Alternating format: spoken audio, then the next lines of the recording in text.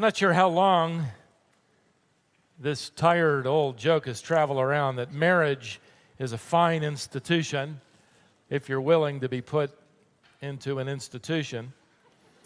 Unfortunately, there are a lot of people out there in our world that view marriage that way. In fact, we're living in a Western world that now, according to recent polling, finds a large majority with a view that marriage is an outdated institution for those who want to enter into it.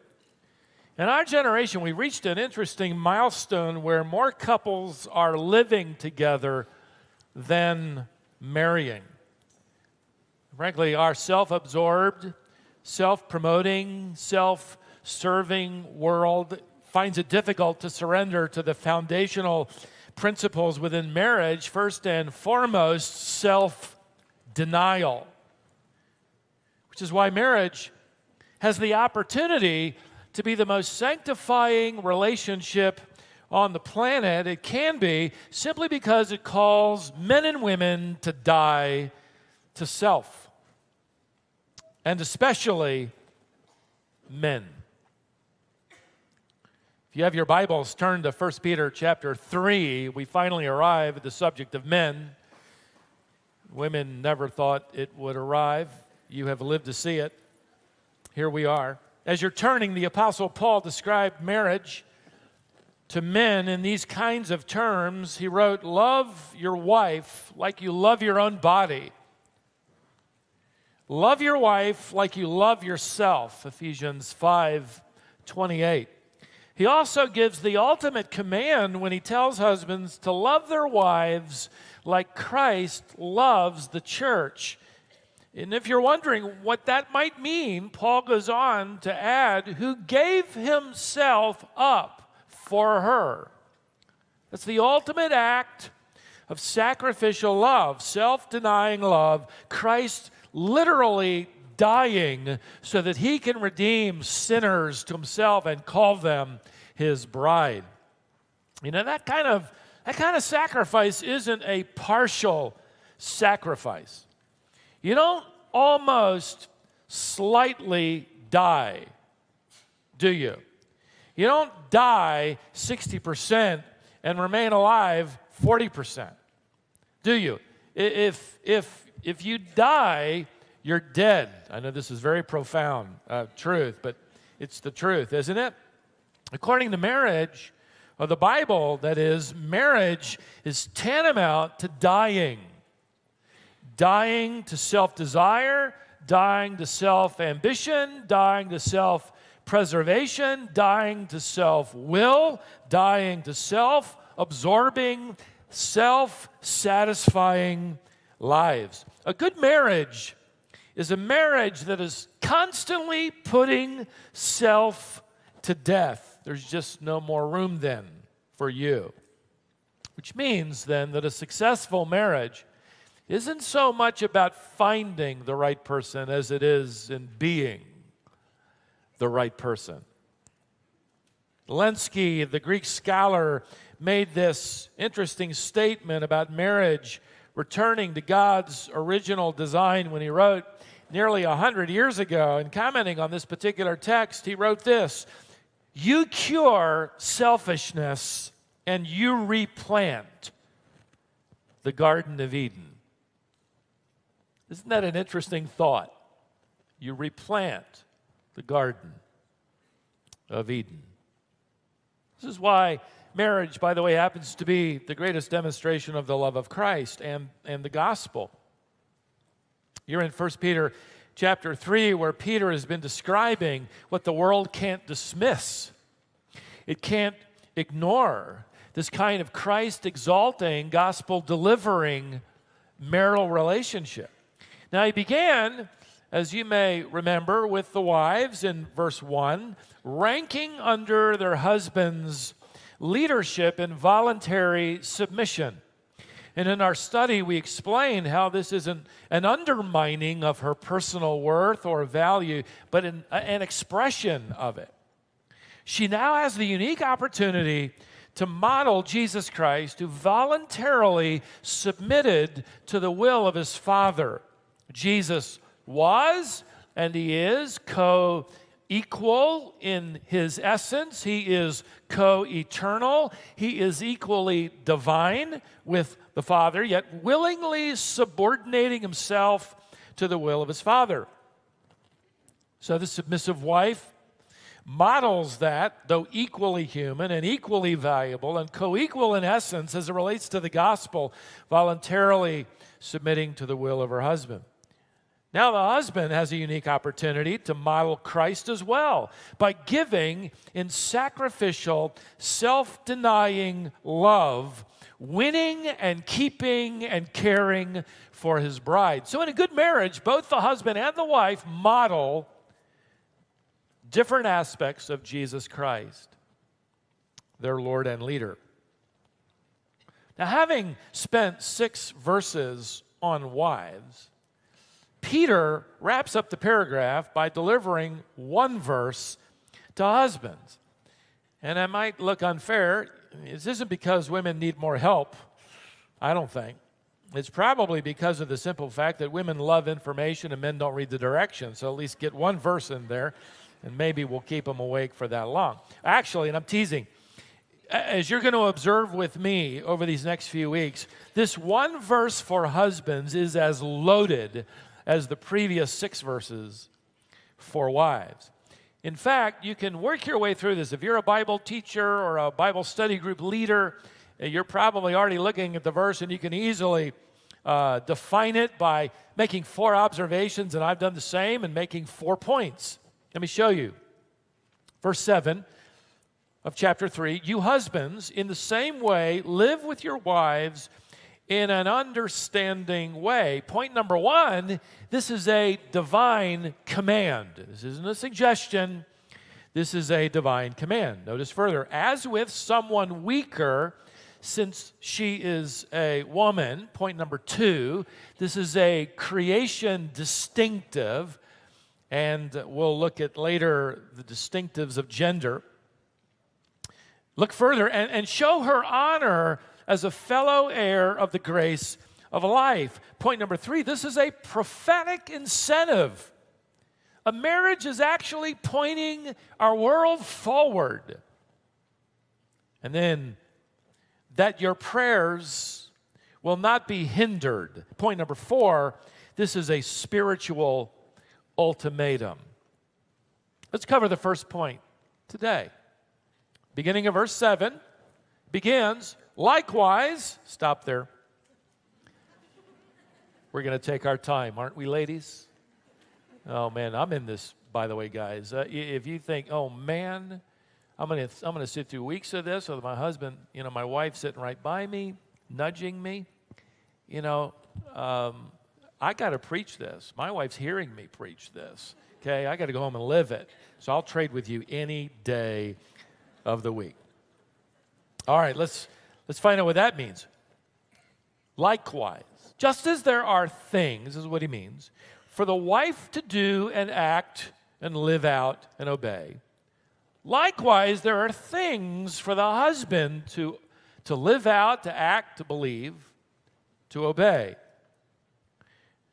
A good marriage is never a one-way street, and Peter begins his comments to husband with this command. Here it is, live with your wives in an understanding way. Now, ladies, if you thought it was impossible for you to have the commands delivered to you about being submissive, imagine how impossible this command is for men. I mean, how many men in here can raise their hand and say, I understand my wife? It's unanimous. Well, do we have an auditorium filled with disobedient husbands? Some wives are going this, no. Or honest husbands. We would like to think that, right? Probably honest. Now, before we dive into the meaning of understanding your wife, don't skip over so fast this first expression. Husbands, live with your wives. This isn't a reference to your address.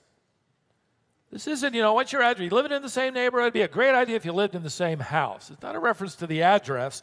It's a reference to your attitude. In fact, the verbal form here in the original language is so rare, it only appears here in the New Testament this one time. In fact, one author writes that this expression in the Greek language is the nearest equivalent we have to the English expression making a home for. Making a home. This then gives us our distinction. We say it like this. There's a vast difference between a house and a what? A home. That's what Peter's saying. Essentially, husbands, make your house a home with and for your wife. That's going to require much more than you just, bringing home the bacon. I brought home the paycheck. What more does she want? Now, this is an attitude. You're bringing home yourself. Live with, dwell with, partner with, commune with is the idea. Your wife. By the way, I read recently the results of one survey that the average husband and wife talk to each other 37 minutes a week.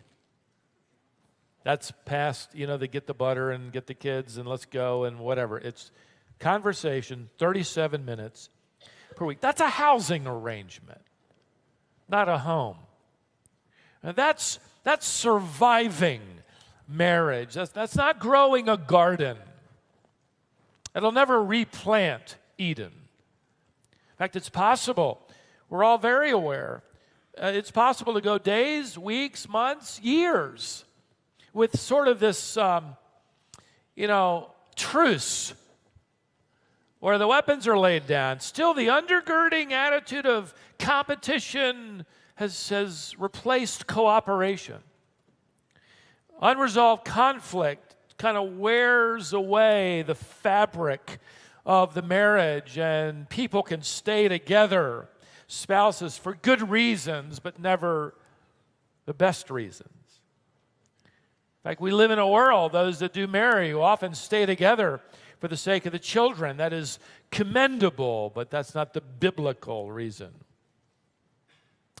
I actually came across one case recently. An 89-year-old wife and a 92-year-old husband had been married for decades, sought for a divorce.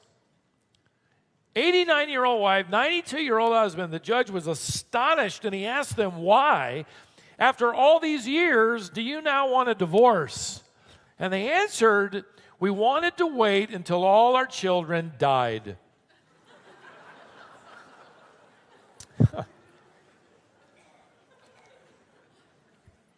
In that marriage, decades earlier, the weeds of life had taken over and choked off the blossoms of companionship and enjoyment.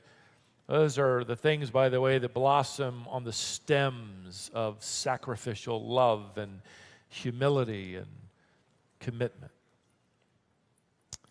Beloved, a garden never happens by accident.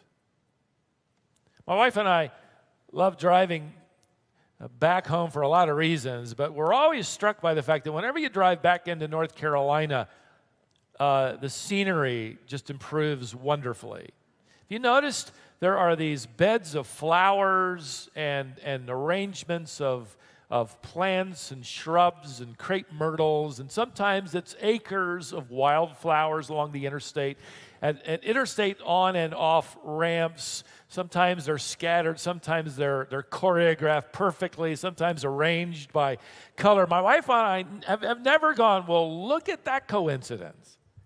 Isn't that amazing how that just happened? No, it took expense.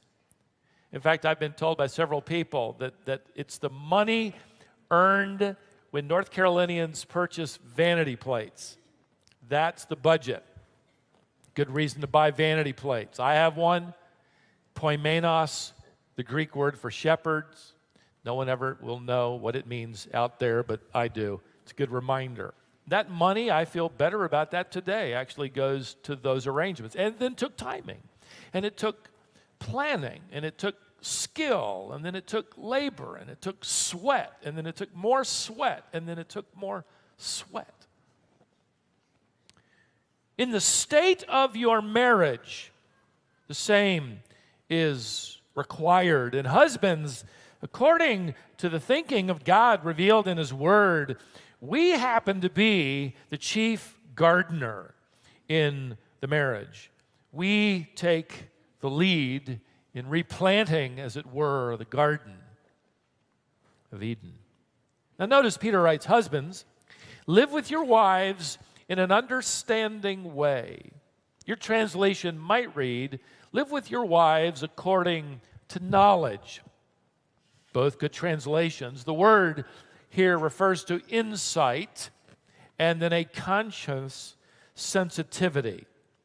It combines the idea of intelligence with action. So it's not just knowledge, it's application.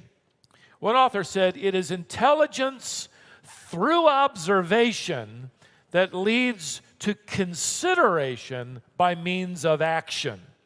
So it's both. And that kind of thing isn't going to happen in a moment. In fact, it's going to take a lifetime of study. Maybe you're old enough in the faith and you've read these passages, and maybe you've been to a marriage seminar, and you're well aware of where we're going as we track through this, but has it ever occurred to you that a woman is never told to understand her husband? It's interesting to me. Probably the fact remains that most women probably do already. They're more observant, more intuitive. They're gathering data all the time. They're picking up on everything. They're constantly watching and weighing. And men just want to know what's for supper, and nothing else really matters. One author, I think is very funny, said this. He said, women are satellite antennas picking up signals and information from around the universe. Men are cordless telephones, and if they wander 200 feet away from home, they lose the signal. But generally, not always, but generally, that's true. Nevertheless, the interesting command remains that the less intuitive are to understand the intuitive. The less observant are to watch the more observant.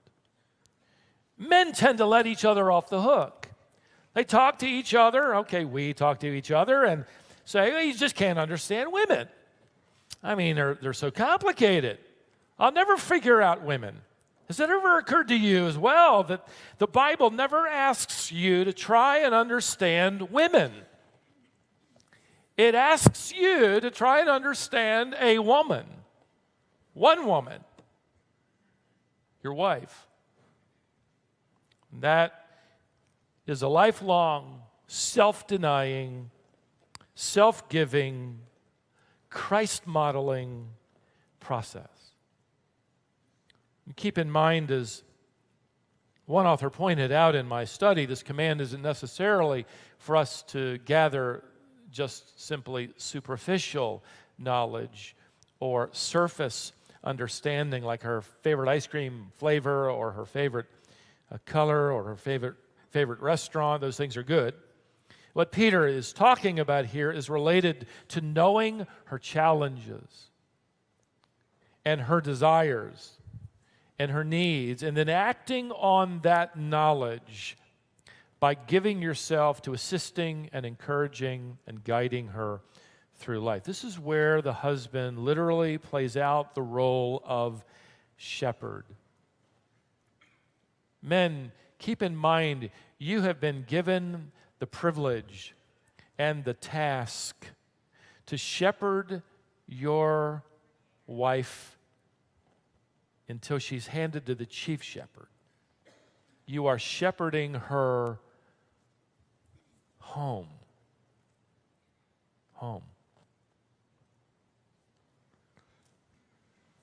Now, by the way, and I want to insert this here, Peter did not tell earlier the wives to respect and follow their husbands because they deserved it.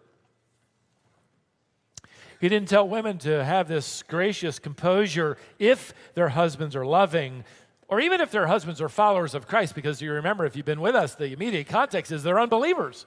They're disobedient to the gospel.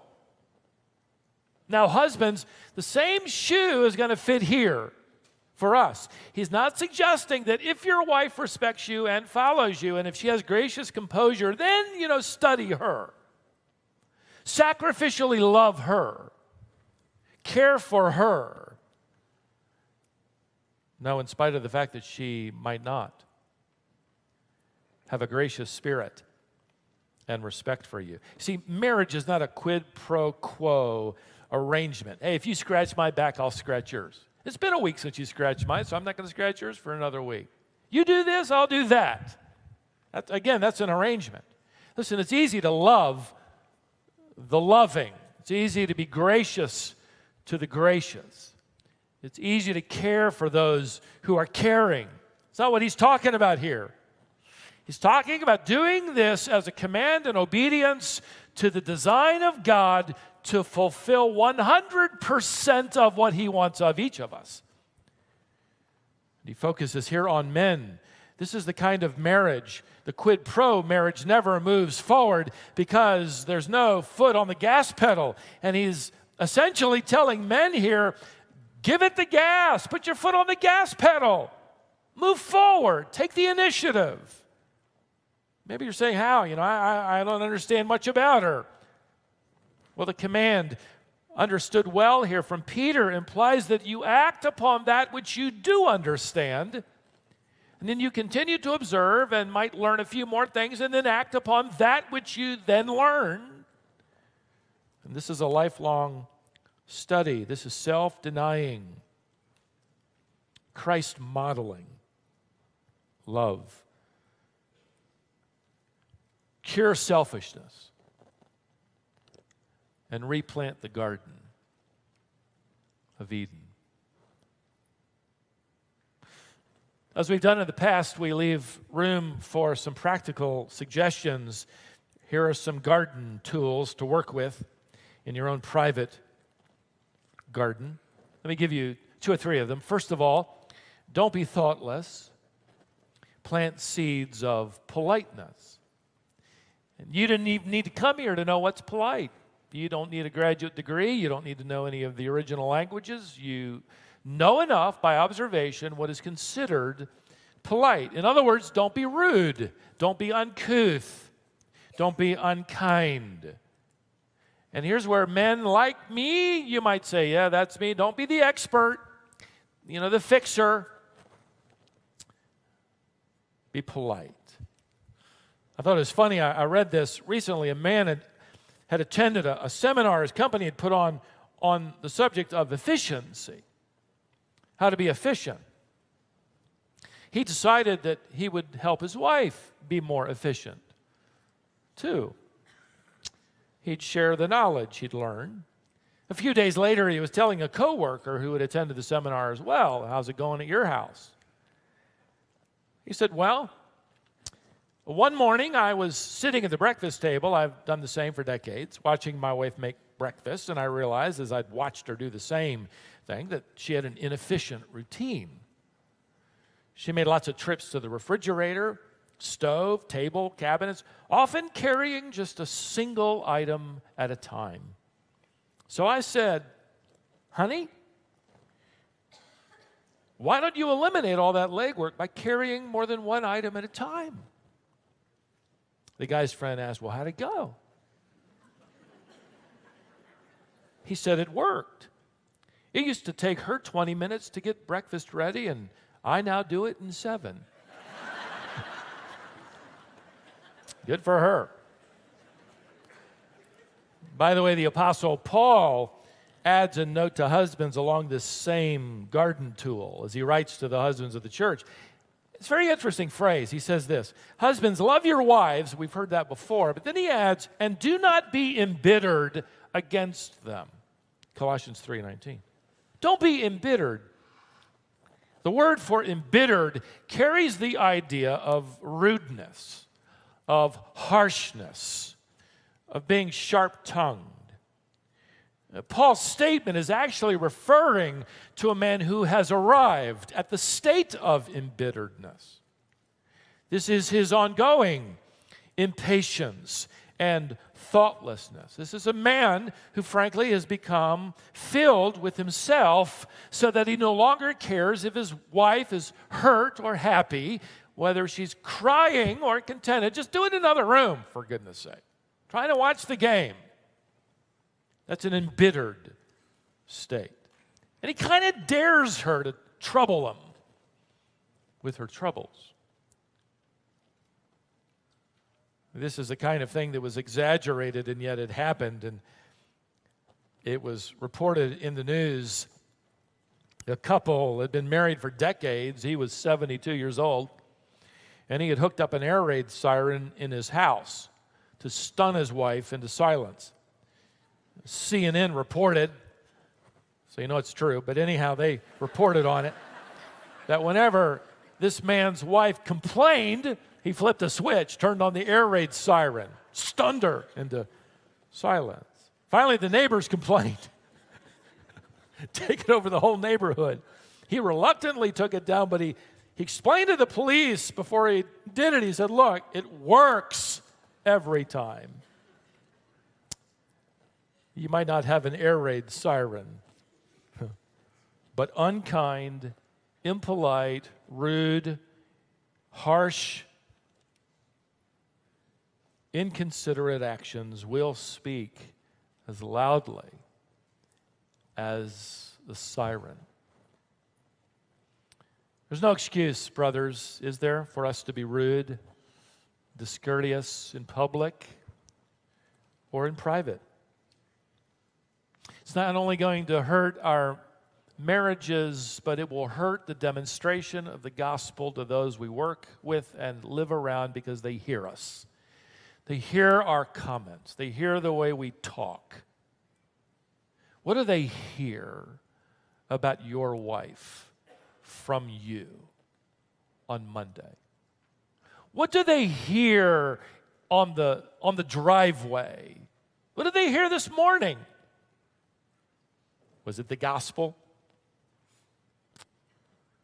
I found it interesting that Hudson Taylor, one of my heroes, as you well know, who served in China more than 100 years ago, he was known for his sensitivity and his politeness to Chinese culture.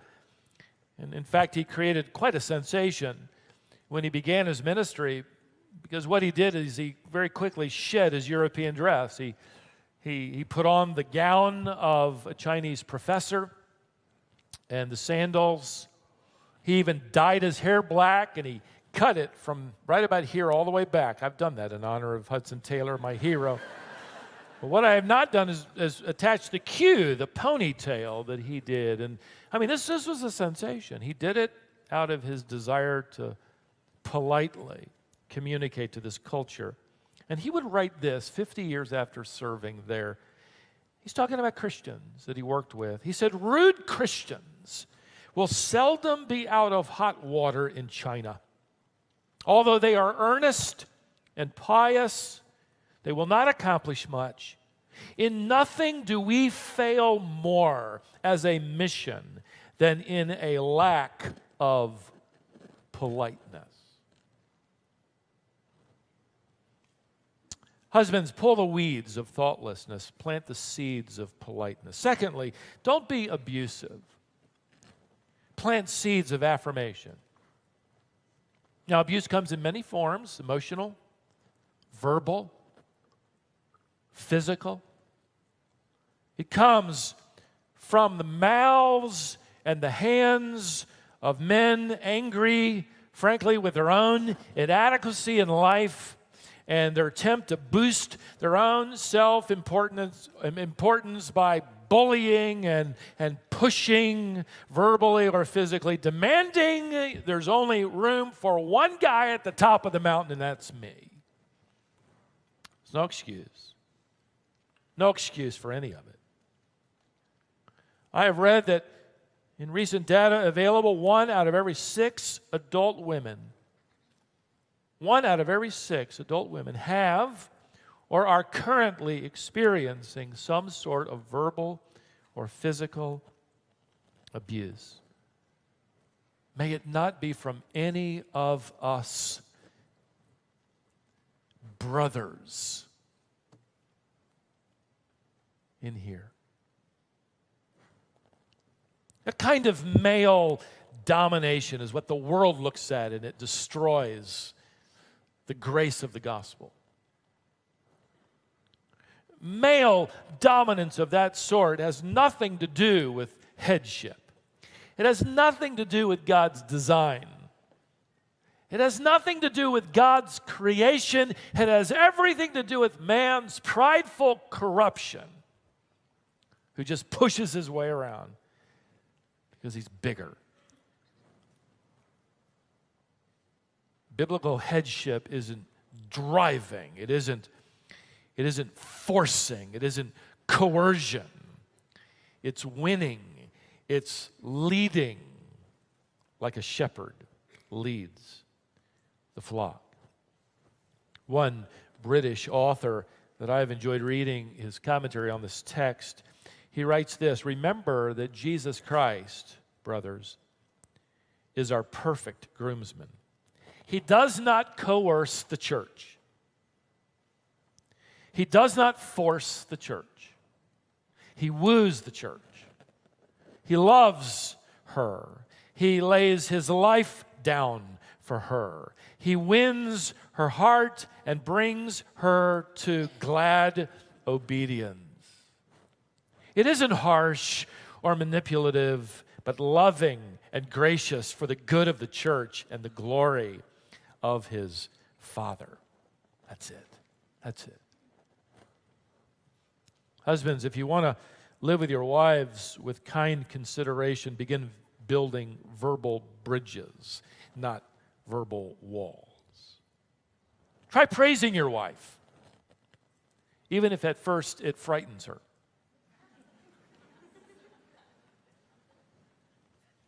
Replace abusive words with affirming words. Again, you didn't need to show up today to know what that is. We're just here because the Spirit of God wants to remind us to get busy in the garden. So replace unkind, harsh, manipulative words with affirming words. We know them well. I'll rehearse a few of them. One would be thank you. Thank you. That word, by the way, requires humility. That's why you bring it out in your children early on, as you're taming the barbarians. You know, we ought to grow out of that. But thank you requires humility, because you're verbalizing the fact that you needed something your wife could only provide, or something she did provide. It isn't, hey, get on with it. Bring me that. Yeah, I deserve it. That's entitlement, not humility. Affirming someone like your wife by saying thank you helps prune back the limbs of pride and allow blossoms to flourish. When's the last time you thanked your wife for anything? Well, today you got a great opportunity. You know, it's supper time. Thank her. Thank you, honey, for supper. It was delicious. If it wasn't, thank you, honey. It was unforgettable, or whatever you want to insert there. I'll never forget that meal. Say affirming words like, I'm glad God gave you to me. See, that's the opposite of Adam in the garden. Remember? Lord, look who you gave me. Right? Can you imagine for a moment what that did to Eve? Can you imagine for a moment how long that hurt?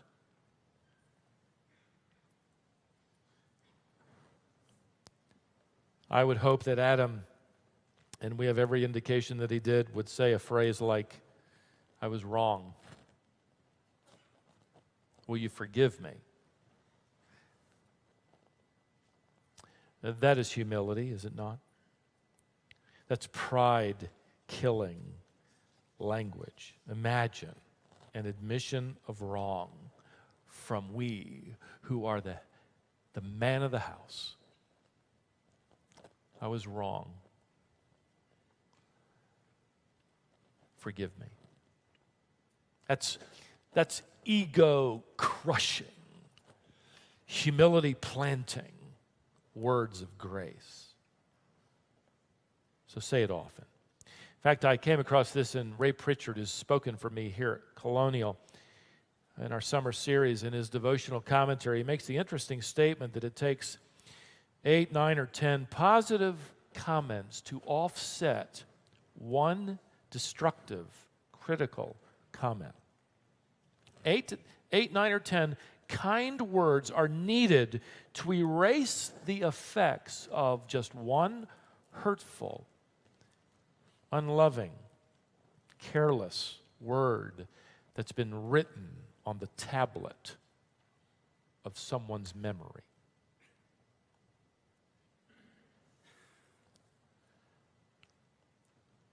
Invest in the garden. In fact, make up your mind when you come home to bring yourself with you. You've faced untold challenges. You've had a long day. So has she. In fact, follow the advice Dennis Rainey's Family Ministries. In fact, his book called Staying Close is a good book to read, men. And I'm surfing through it myself. He was in the office of a friend of his, and his friend had a little card propped up on his desk, just a little 3x5 card, real simple, nothing special. And he walked around so he could read it. And written on the 3x5 card in hand were the words, "Leave some for home."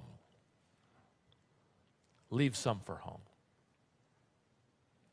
Leave some energy, some investment for home. Obviously, this applies, all of this does, to husbands and fathers. You've got a garden to grow at home. I wonder how often our wives wait for the chief gardener to arrive and roll up his sleeves and invest and plant some new seeds along the way.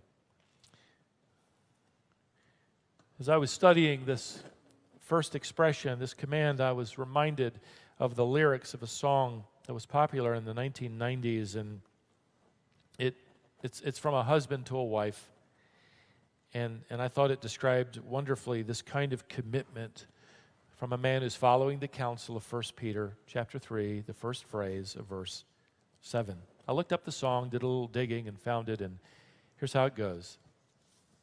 Tomorrow morning, if you wake up and the sun does not appear, I will be here. If in the dark we lose sight of love, hold my hand and have no fear, because I will be here. I will be here when you feel like being quiet. When you need to speak your mind, I will listen, and I will be here when the laughter turns to crying. Through the winning, losing, and trying, we'll be together.